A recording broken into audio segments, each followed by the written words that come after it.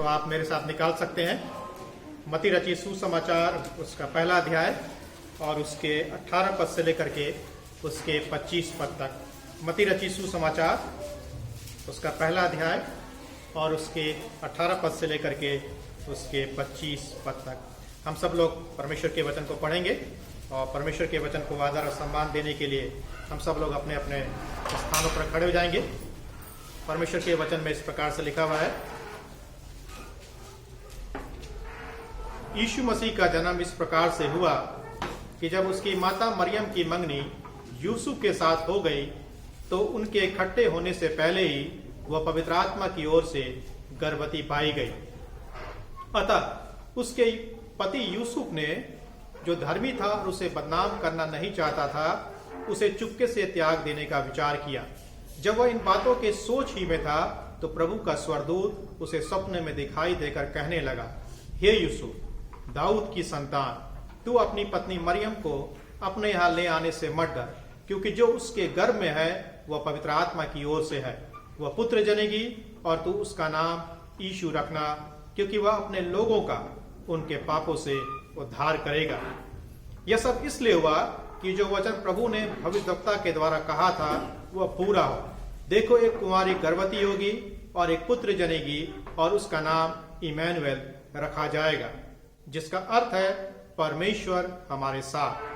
तब यूसुफ नींद से जागकर प्रभु के दूत की आज्ञा अनुसार अपनी पत्नी को अपने यहाँ ले आया, और जब तक वह पुत्र न जनी तब तक वह उसके पास ना गया और उसने उसका नाम यीशु रखा। आप अपने स्थानों पर बैठ सकते हैं। हम प्रार्थना करेंगे।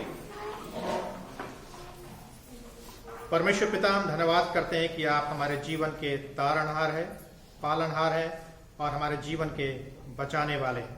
हमारे जीवन के आप रचयिता हैं।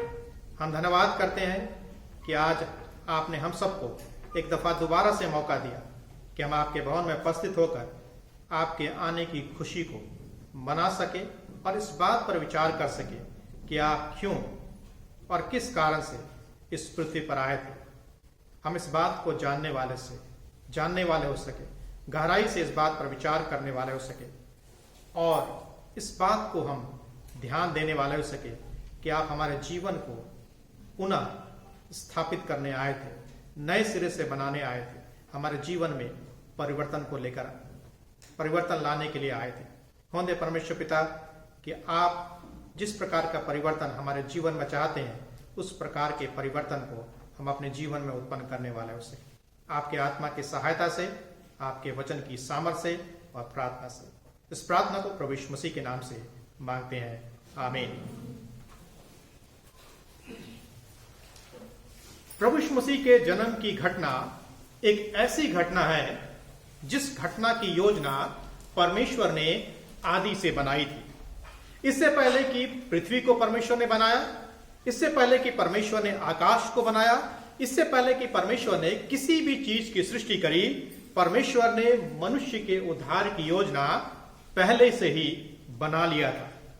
प्रभु यीशु मसीह का जन्म एक ऐसी घटना थी जिसका इंतजार लोग 1000 वर्षों से कर रहे थे, या हजारों वर्षों से क्या कर रहे थे।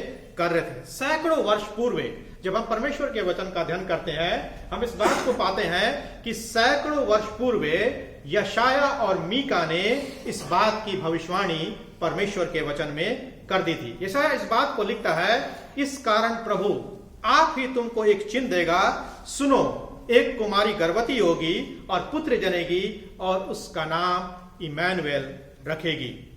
यशाया 7 अध्याय के 14 पद में लिखा हुआ है। मीका ने भी भविष्यवाणी करी। मीका क्या भविष्यवाणी करता है?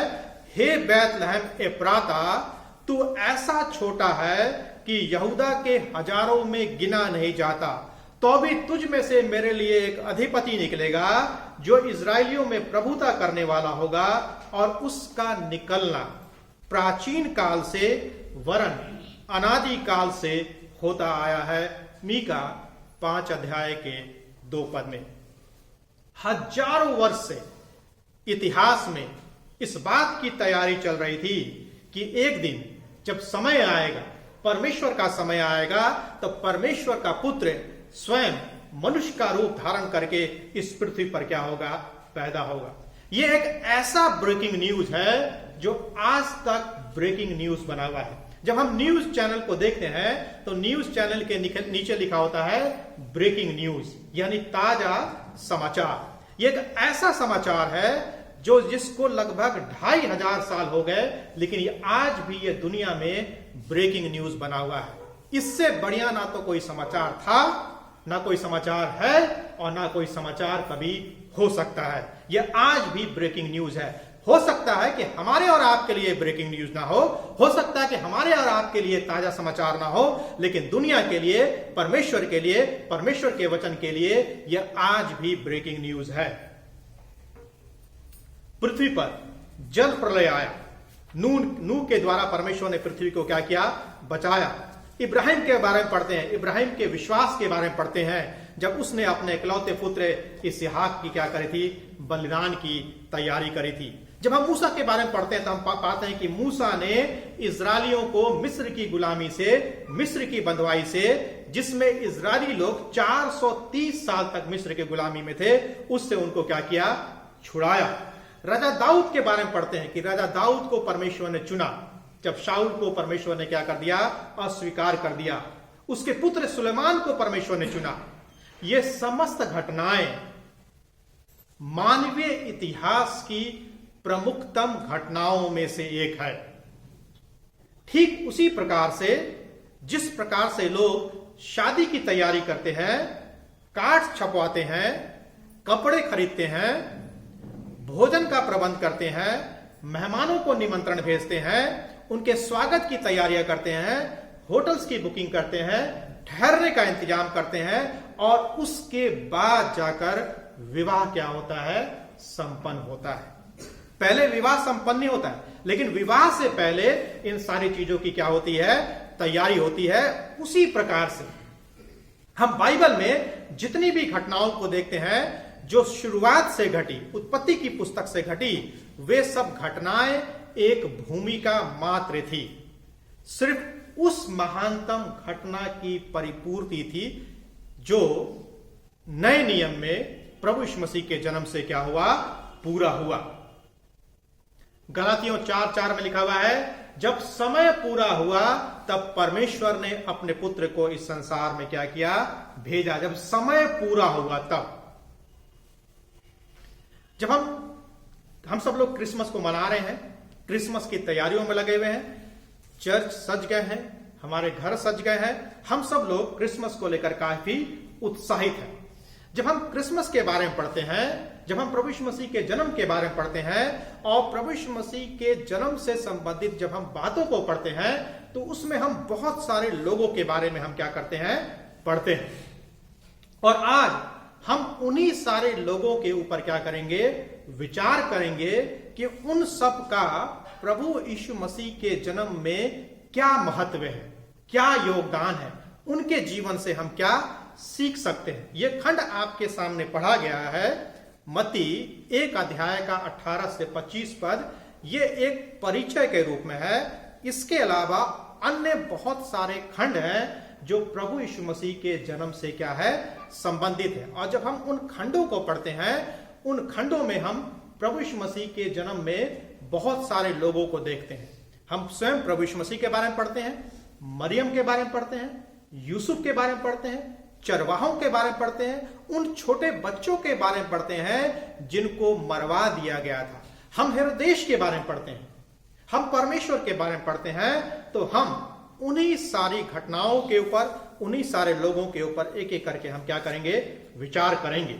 जो मुख्य विषय है या शीर्षक है वो इस प्रकार से है, क्रिसमस आज आपके लिए क्या मायने रखता है। क्रिसमस आज आपके लिए क्या मायने रखता है। यदि हम मुख्य विषय की बात करें तो मुख्य विषय इस प्रकार से है, इस क्रिसमस में आप कहां हैं, इस क्रिसमस में आप कहां हैं। दो बातें हैं। क्रिसमस आज आपके लिए क्या मायने रखता है। क्या क्रिसमस का मतलब आपके लिए यह है घरों को सजाना, चर्च को सजाना, अच्छे अच्छे कपड़े पहनना, केक को बनवाना, पकवानों को बनवाना, दूसरों के घरों में जाना, रेस्टोरेंट में जाना।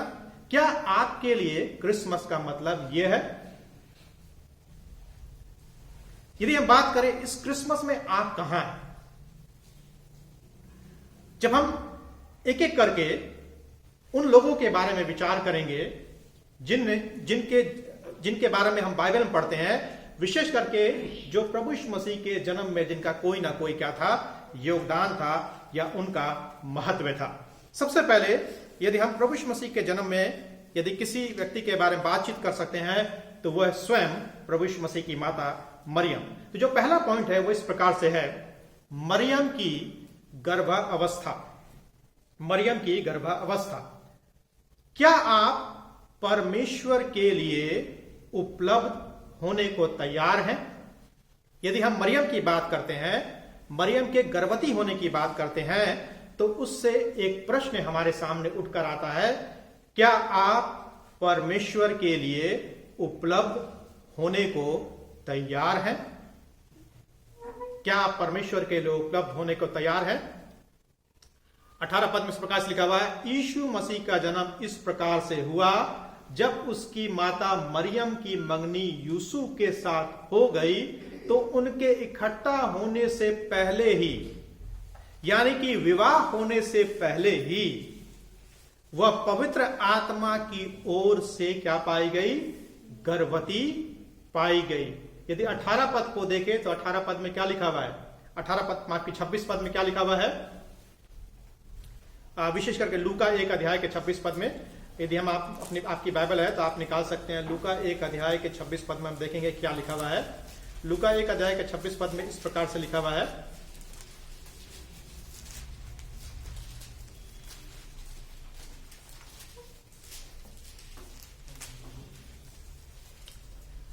छठवें महीने में परमेश्वर की ओर से जिब्राइल स्वर्गदूत गलील के नासरत नगर में एक कुंवारी के पास भेजा गया, जिसकी मंगनी यूसुफ नामक दाऊद के घराने के एक पुरुष के साथ हुई थी।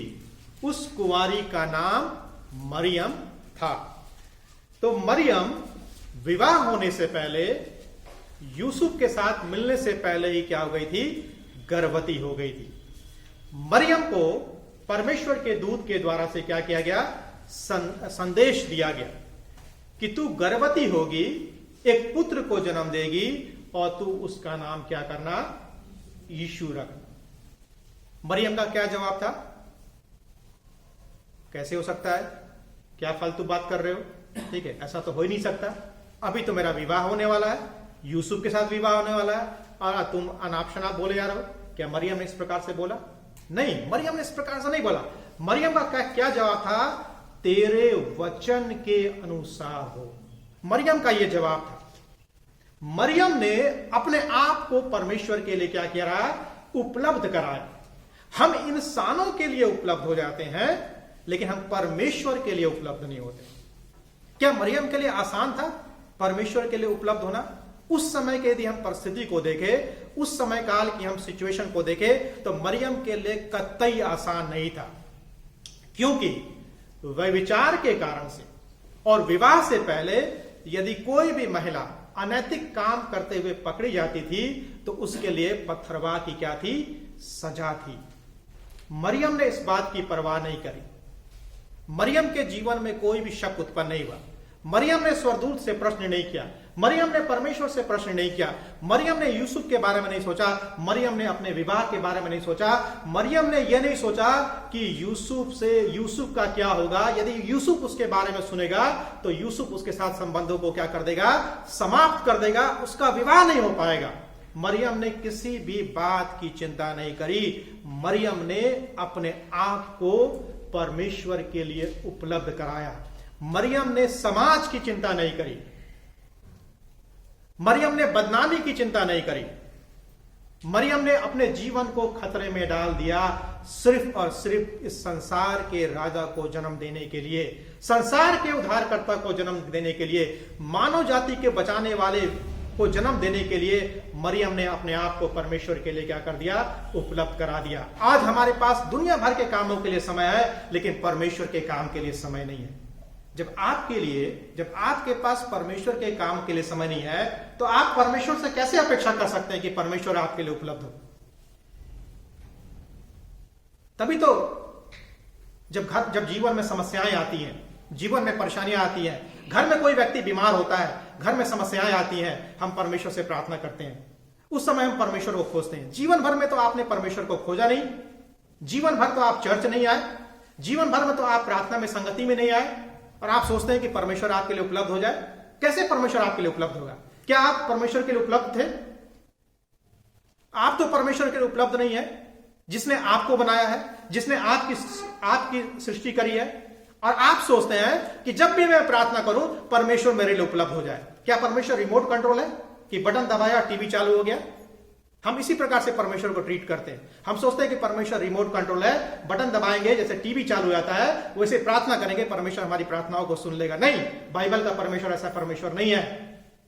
यदि आप ऐसे परमेश्वर पर विश्वास करते हैं कि जो आप प्रार्थना करेंगे प्रार्थना को सुन लेगा, बाइबल का परमेश्वर वैसा परमेश्वर नहीं है। आप गलत परमेश्वर की खोज में हैं।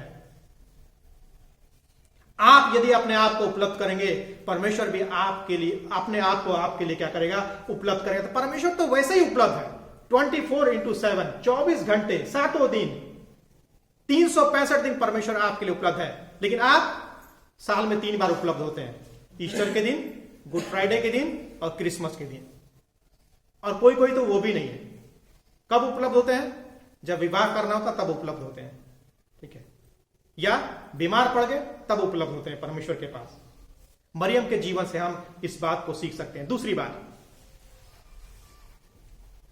यूसुफ ने मरियम की गर्भावस्था की खोज की। यूसुफ ने मरियम की गर्भावस्था की खोज की।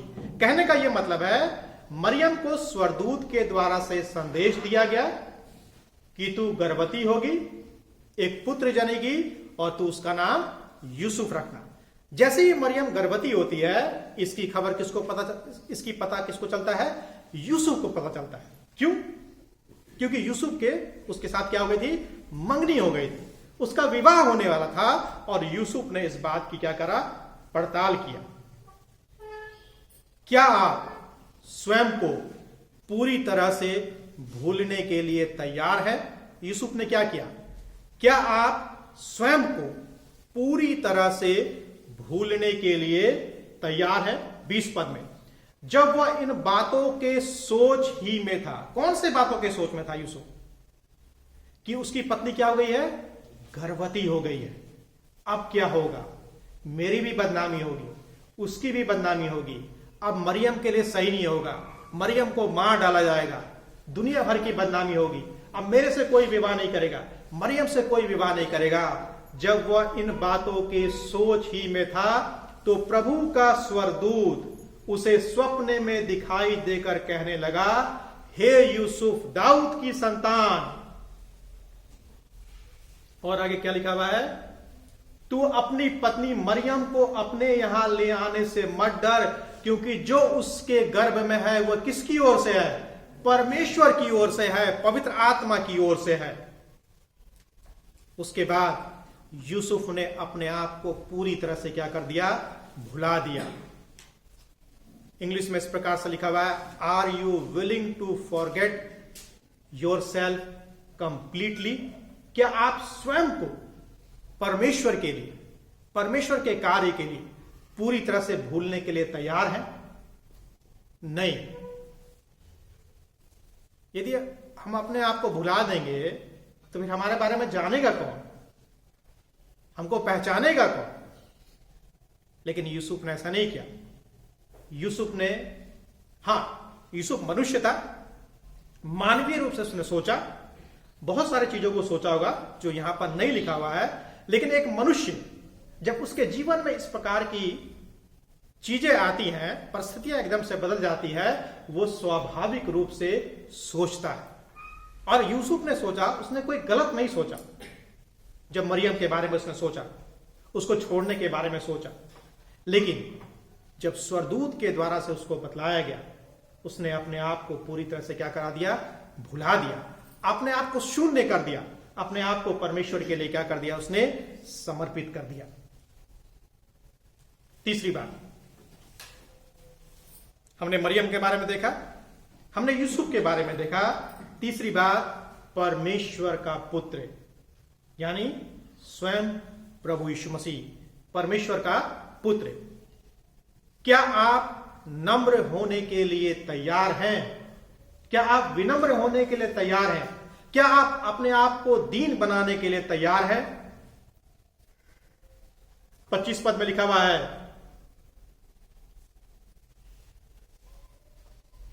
और जब तक वह पुत्र ना जनी तब तक वह उसके पास ना गया, और उसने उसका नाम क्या रखा? यीशु रखा। यदि आप इफिसियों के पत्री को पढ़ें, गलातियों की पत्री को पढ़ें और पौलुस प्रेरित के अन्य पत्रियों को लिखा हुआ है कि उसने अपने आप को इतना दीन कर दिया, इतना नम्र कर दिया, इतना शून्य कर दिया कि उसने दास का स्वरूप धारण किया, और यहां तक आज्ञाकारी रहा कि उसने क्रूस की मृत्यु, हां क्रूस की मृत्यु भी उसने क्या कर ली? सह ली। परमेश्वर स्वर्ग को छोड़ करके, स्वर्ग की महिमा को छोड़ करके मनुष्य का रूप धारण करके इस पृथ्वी पर आपके लिए, हमारे लिए, समस्त मानव जाति के लिए जन्म ले लिया। परमेश्वर को कभी मालूम नहीं था कि भूख क्या होती है, परमेश्वर को मालूम नहीं था कि प्यास क्या होती है, क्योंकि परमेश्वर ने कभी अपने जीवन में इसका अनुभव नहीं किया है। क्योंकि परमेश्वर को कभी भूख नहीं लग सकती, परमेश्वर कभी प्यासा नहीं हो सकता, परमेश्वर कभी थक नहीं सकता है, परमेश्वर को नींद नहीं आती है। लेकिन जब परमेश्वर का पुत्र स्वयं परमेश्वर मनुष्य का रूप धारण करके इस पृथ्वी पर आया, उसने अपने जीवन में इन सारी चीजों का अनुभव किया। उसको भूख लगी, उसको प्यास लगी, उसने अपने जीवन में तकलीफों को सहा, परेशानियों को सहा,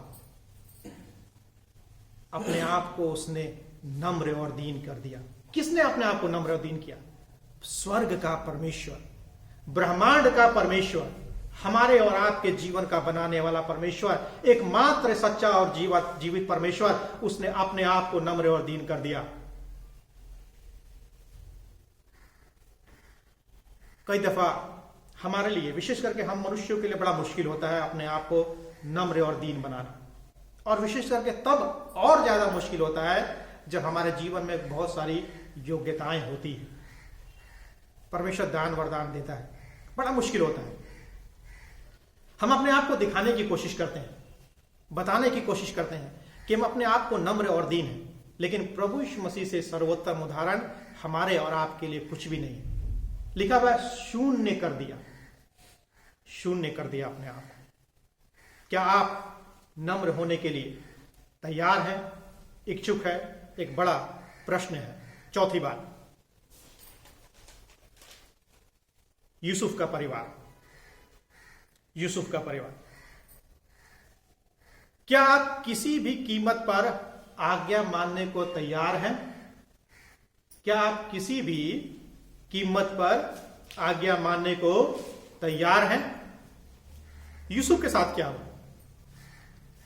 उसके परिवार के साथ क्या हुआ? सिर्फ यूसुफ के बारे में लिखा हुआ है, उसके परिवार के बारे में जिक्र नहीं है। लेकिन इसका यह मतलब नहीं है कि यूसुफ के परिवार ने यूसुफ से डिस्कस नहीं किया होगा, यूसुफ से बातचीत नहीं किया होगा। सबसे पहले मरियम को संदेशा मिला, मरियम को पता चला कि वो कुंवारी है, लेकिन वो क्या होगी? गर्भवती होगी। उस समय की परिस्थिति आज की परिस्थिति से एकदम भिन्न नहीं है। उस समय भी परिस्थितियां वैसे ही थी, आज भी परिस्थितियां वैसे ही हैं। उस समय भी इस बात को स्वीकार नहीं किया जा सकता था, और आज भी हमारे समाज में इस बात को कोई भी स्वीकार नहीं करेगा कि एक कुंवारी विवाह से पहले क्या हो जाए? गर्भवती हो जाए। यूसुफ को पता चलता है, उसके परिवार को पता चलता है, और यूसुफ योजना बनाता है, सोचता है कि अब मैं मरियम को क्या कर दूंगा? त्याग दूंगा, मरियम को मैं छोड़ दूंगा, मैं इससे अब विवाह नहीं कर सकता। मान लीजिए हम और आप यूसुफ की जगह होते तो क्या होता? यह कल्पना कीजिए कि मान लीजिए हमारा विवाह होने वाला है, और विवाह होने से पहले जिस महिला के साथ या पुरुष के साथ, विशेष करके महिला के साथ, जिस महिला के साथ हमारा विवाह होने जा रहा है, अगर मुझे उसके बारे में ऐसा पता चले तो हम क्या सोचेंगे? हम में से कतई कोई भी उसके साथ विवाह करना नहीं चाहेगा। लेकिन यूसुफ ने अपने आप को तैयार किया, उसके परिवार ने अपने आप को तैयार किया और आज्ञा मानने के लिए तैयार हुए, जबकि उसका परिणाम बहुत ज्यादा घातक हो सकता था, हानिकारक हो सकता था, भयानक हो सकता था। लेकिन उसके बावजूद भी यूसुफ के परिवार ने उस आज्ञा को माना जो स्वर्गदूत ने दिया था। आसान नहीं था। क्या आप कल्पना कीजिए, आप सोचिए कि यूसुफ का विवाह होना था, मंगनी हो गई थी, लेकिन उसको पता चलता है कि मरियम क्या है, गर्भवती है, मरियम पेट से है। और उसके बाद पहले तो यह पता चलता है, अब दूसरा क्या पता चलता है, उसको छोड़ना नहीं, उसी के साथ रहना। क्या आसान था यूसुफ के लिए इस आज्ञा को मानना? नहीं था आसान, कतई आसान नहीं था। लेकिन फिर भी यूसुफ ने परमेश्वर की आज्ञा का पालन किया, स्वर्गदूत की आज्ञा का पालन किया। कई दफा हम किसी भी कीमत पर आज्ञा मानने को तैयार नहीं होते, विशेष करके जब बात विश्वास की आती है, जब बात प्रभु यीशु मसीह की आती है। कई दफा हम में से बहुत सारे लोग प्रभु यीशु मसीह का अपने जीवन में क्या कर देते हैं, इनकार कर देते हैं। जब परिस्थितियां एकदम से विपरीत होती हैं, जब समस्याएं जीवन में आती हैं, जब सताव जीवन में आता है, जब कठिनाइयां जीवन में आती हैं, हम प्रभु यीशु मसीह का अपने जीवन में क्या कर देते हैं, इनकार कर देते हैं।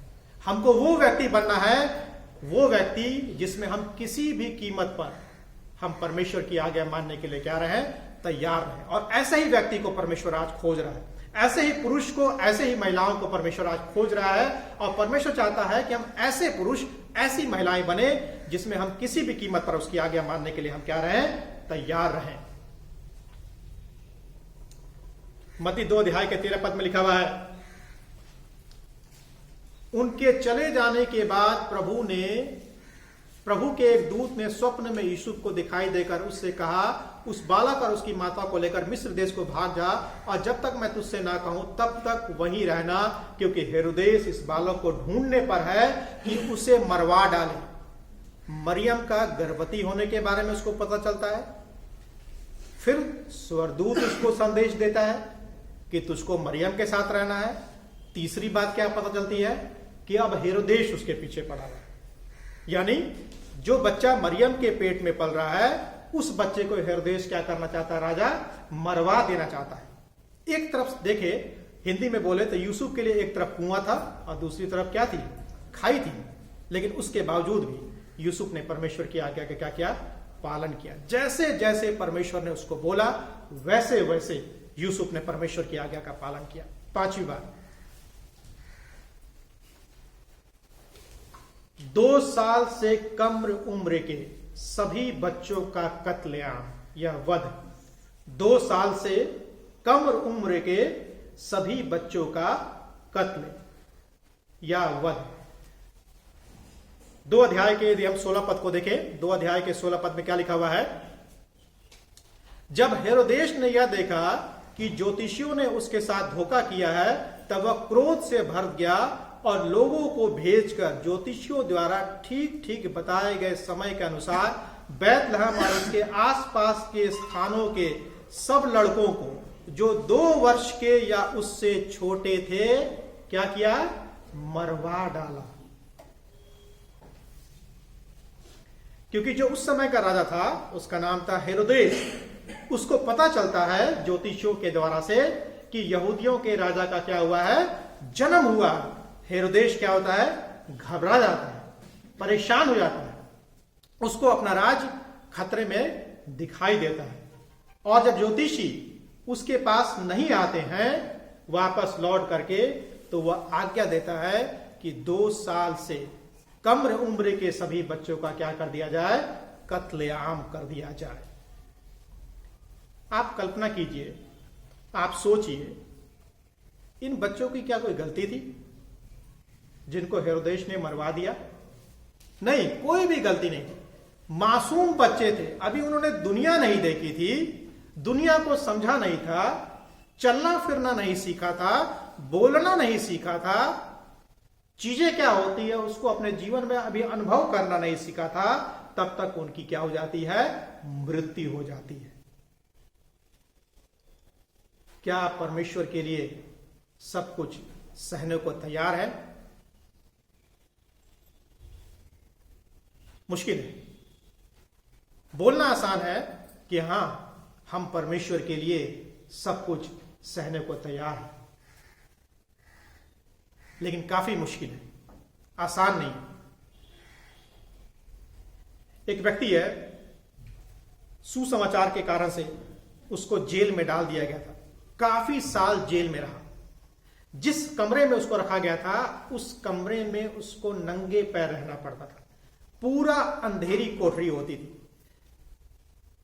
और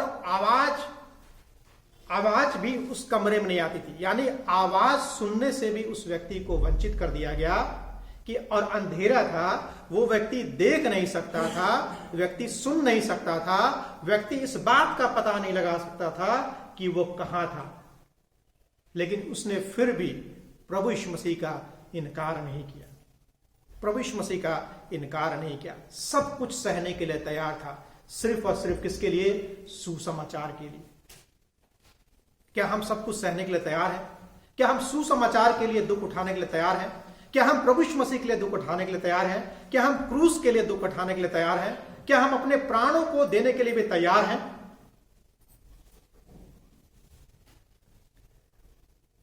ये तो आने वाला वक्त बताएगा कि हम तैयार हैं या नहीं तैयार हैं। शब्दों में हम तैयार हैं,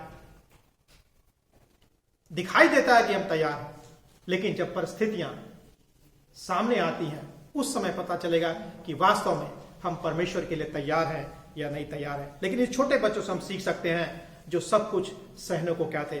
तैयार थे, जबकि उनकी कोई भी गलती नहीं थी। अगली बात, विद्वानों का प्रभु यीशु मसीह के पास दर्शन करने को जाना, या बुद्धिमानों का प्रभु यीशु मसीह के पास दर्शन करने को जाना। 2 अध्याय के 7 पद में लिखा हुआ है, तब हेरोदेश ने ज्योतिषियों को चुपके से बुलाकर उनसे पूछा कि तारा ठीक किस समय दिखाई दिया था। जब प्रभु यीशु मसीह का जन्म हुआ, प्रभु यीशु मसीह जब चरनी में थे, तो बहुत सारे लोग प्रभु यीशु मसीह का दर्शन करने के लिए आए। उसमें से 3 ज्योतिषी भी थे जो तारे को देखते हुए प्रभु यीशु मसीह का दर्शन करने के लिए आए।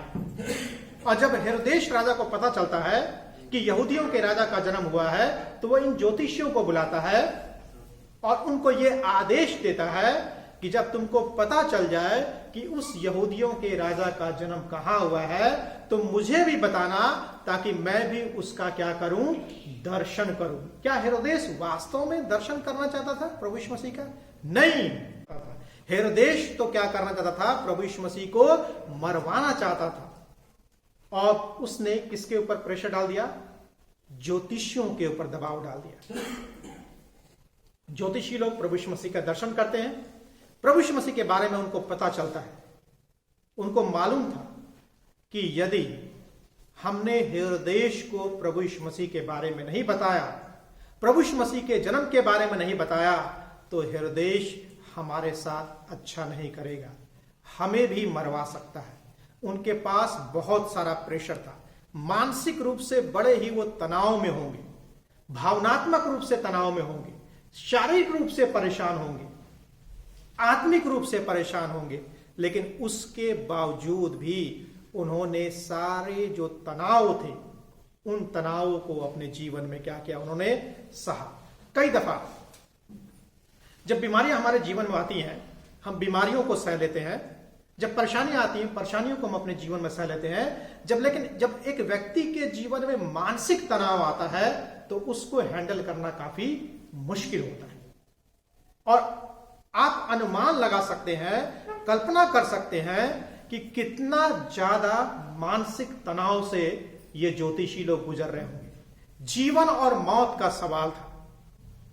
हेरोदेस के पास जाते तो जीवन मिलता, हेरोदेस के पास यदि नहीं जाते तो शायद मृत्यु हो सकती थी। वो तो परमेश्वर का अनुग्रह था कि परमेश्वर ने उनके जीवन को क्या कर लिया? बचा लिया। लेकिन जिस मानसिक तनाव से, दबाव से होकर गुजरे होंगे, उसकी शायद हम कल्पना भी नहीं कर सकते। यदि आपको और हमें पता चल जाए कि प्रभु यीशु मसीह के कारण हमारा प्राण खतरे में पड़ सकता है।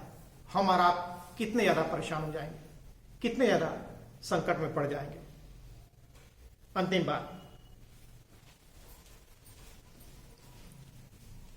हेरोदेस का परिवार यूसुफ और मरियम दोनों के जीवन को बुरी तरह प्रभावित कर रहा था। हेरोदेस का परिवार यूसुफ और मरियम दोनों के जीवन को बुरी तरह प्रभावित कर रहा था।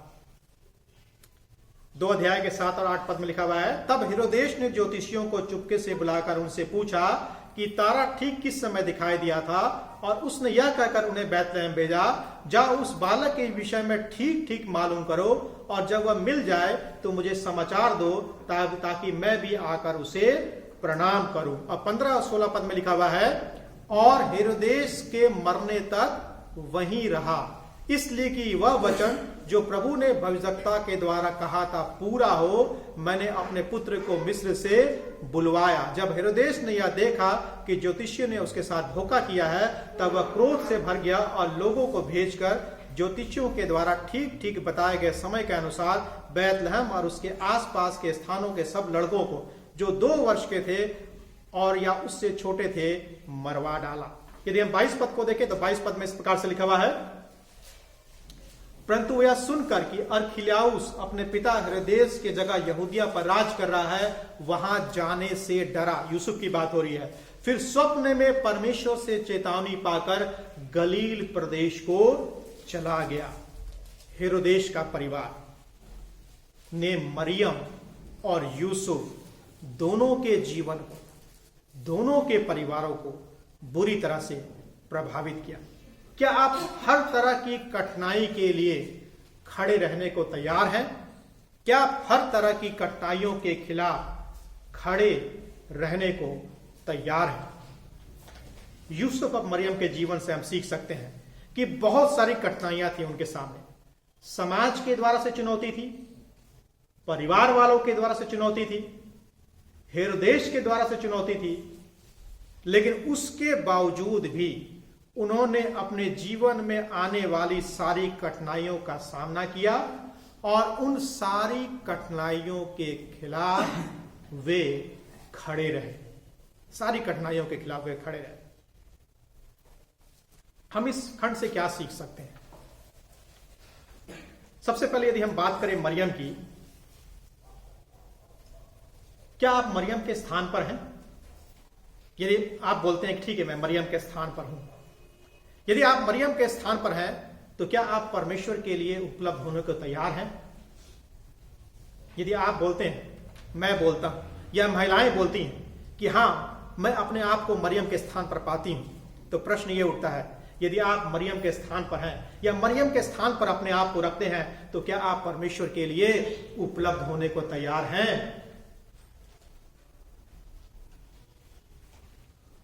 यदि आपको निमंत्रण दिया जाए कि आज शाम को ताज होटल में पार्टी है, लखनऊ के ताज होटल में, आपके लिए गाड़ी का प्रबंध होगा, गाड़ी आपके घर पे द्वार पर आएगी, आपके लिए गेट खोलेगी, आप गाड़ी में बैठिएगा, कपड़े भी दिया जाएगा और शाम को ताज होटल में डिनर करने आना है, कौन व्यक्ति तैयार नहीं होगा बताइए? और बोला जाए यदि ठीक 4 बजे तैयार हो जाइएगा, 4 बजे से पहले ही तैयार हो जाएंगे, खड़े रहेंगे, बकबक भी करना शुरू कर देंगे, अरे बोला था 4 बजे अभी तक नहीं आया।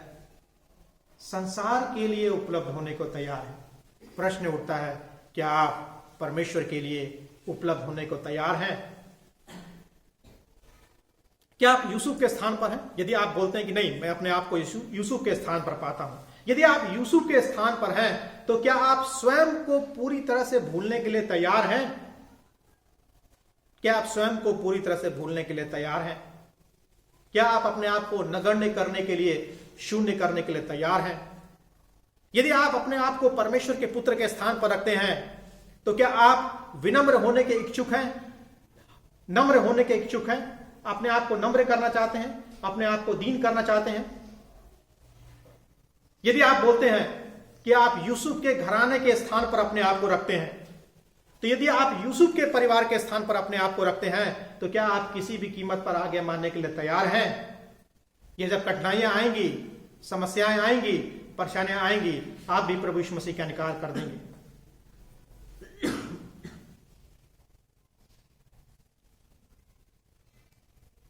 कई दफा सताव के मध्य में बहुत सारे लोग प्रभु यीशु मसीह का इनकार कर देते हैं।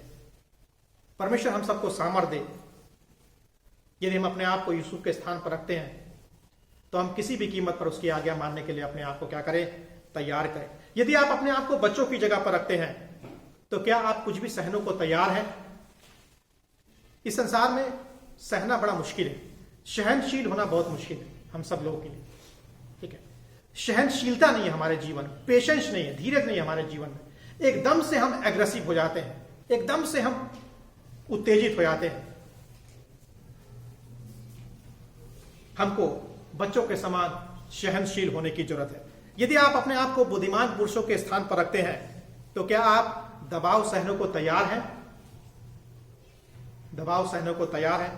हर प्रकार के दबाव को, चाहे वो मानसिक दबाव हो, भावनात्मक दबाव हो, शारीरिक दबाव हो या आत्मिक दबाव हो, किसी भी प्रकार का दबाव जो हमारे जीवन में आता है परमेश्वर के कारण से, प्रभु यीशु मसीह के कारण से, सुसमाचार के कारण से, क्या हम उस दबाव को सहने के लिए तैयार हैं? यदि आप यूसुफ और मरियम के स्थान पर हैं तो क्या आप सभी प्रकार की कठिनाइयों का सामना करने के लिए तैयार हैं?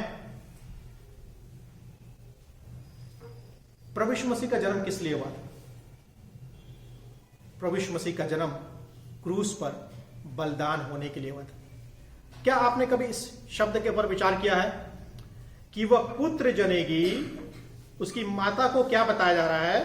मरियम को यह बताया जा रहा है कि तू पुत्र जनेगी और तू उसका नाम यीशु रखना, और उसी समय उसको बताया जा रहा है कि वह अपने लोगों का उनके पापों से उद्धार करेगा। ऐसा संदेश मरियम को दिया गया जिसमें यह बताया गया तू एक बालक को जन्म देगी और उसकी मृत्यु हो जाएगी।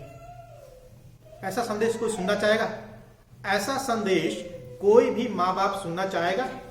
कोई भी महिला जिसके पास बच्चा नहीं है, क्या वो इस संदेश को सुनना चाहेगी कि तेरे को एक बालक होगा लेकिन उसकी मृत्यु हो जाएगी?